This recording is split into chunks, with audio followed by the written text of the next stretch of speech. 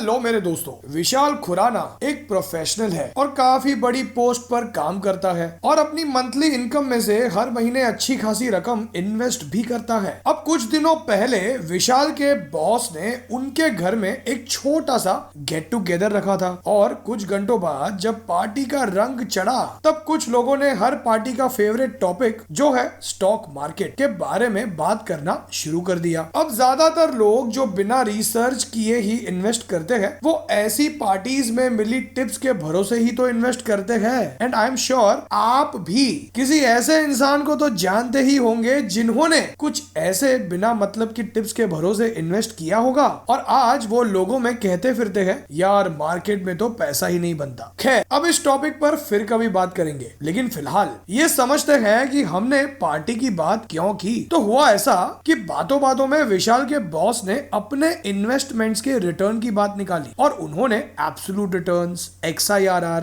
और CAGR इन शब्दों का इस्तेमाल किया। अब विशाल ने इन वर्ड्स को पहले कहीं सुना तो था, लेकिन पार्टी में वो अपने बॉस के सामने ज्यादा इंप्रेशन नहीं जमा पाया एज उसे ये पता ही नहीं था कि एब्सोल्यूट रिटर्न्स, XIRR और CAGR में क्या अंतर होता है और इन्हें कैलकुलेट कैसे करते हैं। तो दोस्तों, कई सारे ऐसे इन्वेस्टर्स हैं विशाल की तरह जो कई प्रकार की इन्वेस्टमेंट प्रोडक्ट्स में निवेश तो करते हैं, लेकिन उन्हें इन इन्वेस्टमेंट प्रोडक्ट्स का रिटर्न कैसे कैलकुलेट करना है या फिर क्या अंतर है इन टर्म्स जैसे एब्सोल्यूट रिटर्न्स, XIRR या CAGR के बीच ये पता नहीं होता। तो आज हम बिल्कुल सिंपल और आसान शब्दों में और अलग अलग एग्जाम्पल्स के साथ सीखेंगे कि क्या फर्क है इन अलग प्रकार के रिटर्न्स में और कैसे आप भी बिल्कुल आसानी से इन रिटर्न्स को कैलकुलेट कर सकते हैं। और दोस्तों, आगे कुछ सीखे उससे पहले मैं हूं भाविन, सर्टिफाइड फाइनेंशियल प्लानर और आप देख रहे हैं YouTube channel the art of wealth building, आपका one point destination to seek an unbiased consultation on personal finance. तो दोस्तों,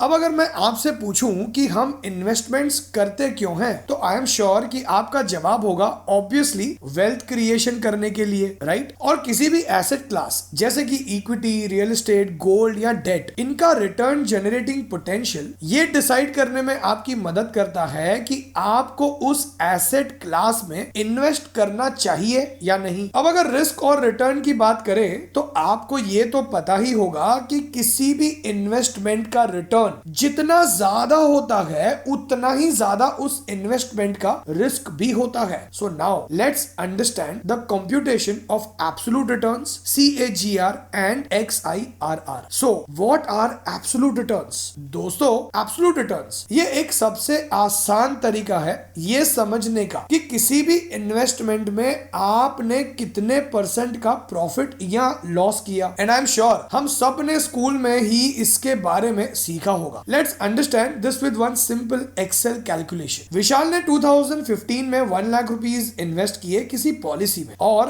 2021 में उसे वापस मिले 1,12,000 रुपीज। तो इस इन्वेस्टमेंट पर उसे इन 6 सालों में जो टोटल मुनाफा हुआ वो है 12,000 रुपीज। 1 लाख इन्वेस्ट करके जो बनता है 1 लाख का 12%। अब कैसे कैलकुलेट करते हैं एब्सोल्यूट रिटर्न्स को? तो maturity value minus investment value divide by investment value into 100, यानी 1,12,000 minus 1 lakh divide by 1 lakh into 100 equals 12%। लेकिन फ्रेंड्स, क्या हमें सिर्फ एब्सोल्यूट रिटर्न्स देख कर ही ये जज कर लेना चाहिए कि इन्वेस्टमेंट प्रोडक्ट अच्छा है या नहीं? तो मैं कहूंगा नहीं। एज एब्सोल्यूट रिटर्न्स कैलकुलेट करते वक्त हम नंबर ऑफ इयर्स को कंसिडर करते ही नहीं, जिसकी वजह से हमें कितने समय में कितना रिटर्न मिला ये पता ही नहीं चलता और सिर्फ एब्सोल्यूट रिटर्न्स को कंसिडर करना मिसगाइडिंग हो सकता है। तो अब समझते हैं व्हाट इज CAGR यानी कंपाउंडेड एनुअल ग्रोथ रेट। जब कभी भी आप दो अलग अलग इन्वेस्टमेंट प्रोडक्ट्स को या फिर दो अलग अलग फंड्स को कंपेयर करते हैं तब आपको उनका CAGR देख देखना चाहिए, एज CAGR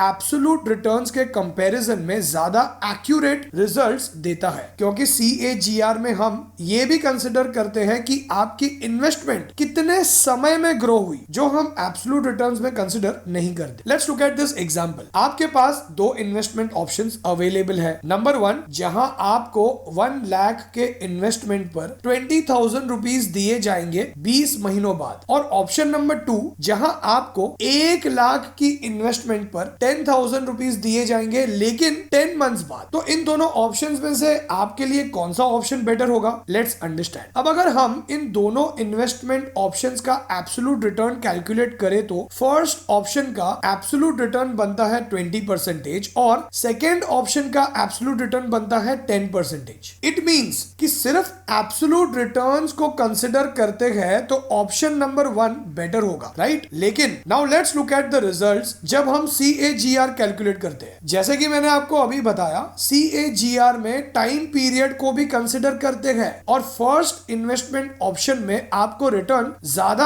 अमाउंट का मिल रहा है लेकिन 20 मंथ्स बाद, और ऑप्शन नंबर 2 में आपको कम अमाउंट का रिटर्न मिल रहा है लेकिन 10 मंथ्स बाद। सो now let's understand with CAGR कि कौन सा इन्वेस्टमेंट ऑप्शन बेटर होगा आपके लिए। सो CAGR इक्वल्स करंट और maturity value divide by investment value raise to 1 divide by investment tenure in years -1। तो ऑप्शन नंबर 1 में 1,20,000 divide by 1 lakh raise to 1 divide by 1.67 -1। 1.67 कैसे आया दोस्तों? 20 months equals 20 divide by 12, so 1.67 years. तो answer बनता है 11.54%। Now let's look at option number 2, 1,10,000 divide by 1 lakh raise to 1 divide by 0.83 -1। अब ये 0.83 कैसे आया दोस्तों? 10 months equals 10 divide by 12, so 0.83 years. तो आंसर बनता है 12.17%। सो इन शॉर्ट, अगर हम CAGR यानी कंपाउंडेड एनुअल ग्रोथ रेट को कंसिडर करते हैं तो second option is better compare to the first one. अब फ्रेंड्स, आगे बढ़े उससे पहले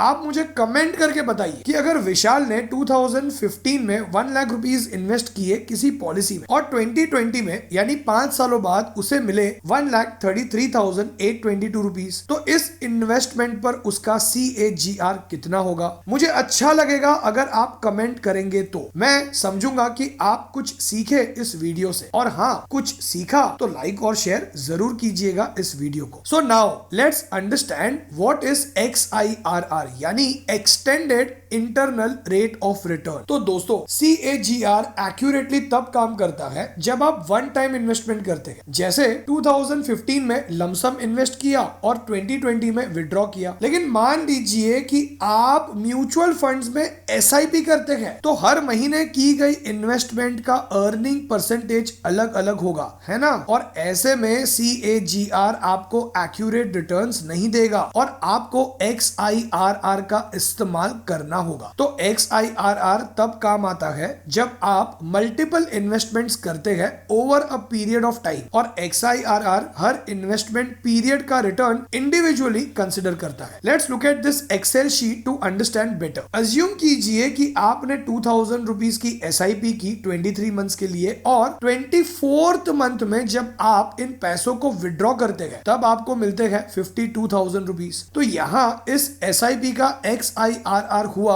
12.76%। लेकिन यही अगर हम इस इन्वेस्टमेंट का CAGR कैलकुलेट करते हैं तो वो बनता है 52,000 divide by 46,000 raise to 1 divide by 12 -1 equals 6.32% only, जो कि इनकरेक्ट होगा। सो इन शॉर्ट, अगर आप अपने SIP के रिटर्न्स जो आपने मल्टीपल डेट्स पर की है कैलकुलेट करना चाहते हैं तो XIRR is the most accurate. अब दोस्तों, अगर आप अपना पर्सनल फाइनेंशियल प्लान बनवाकर ये समझना चाहते हैं कि कैसे आप अपने पर्सनल फाइनेंशियल गोल्स जैसे रिटायरमेंट, किड्स एजुकेशन, वेकेशन, घर खरीदना, कार खरीदना, इन्हें अचीव कर सकते हैं और कितने पैसे चाहिए होंगे आपको इन गोल्स को अचीव करने के लिए, तो व्हाट्सएप कीजिए इस नंबर पे अपना पर्सनल फाइनेंशियल प्लान बनवाने के लिए। विजिट कीजिए हमारी वेबसाइट theartofwealthbuilding.com पर। और दोस्तों, इस वीडियो से कुछ सीखने मिला तो मुझे मोटिवेट कीजिए इस वीडियो को लाइक और शेयर करके, और भी ऐसे वीडियोस बनाने के लिए, और हमारे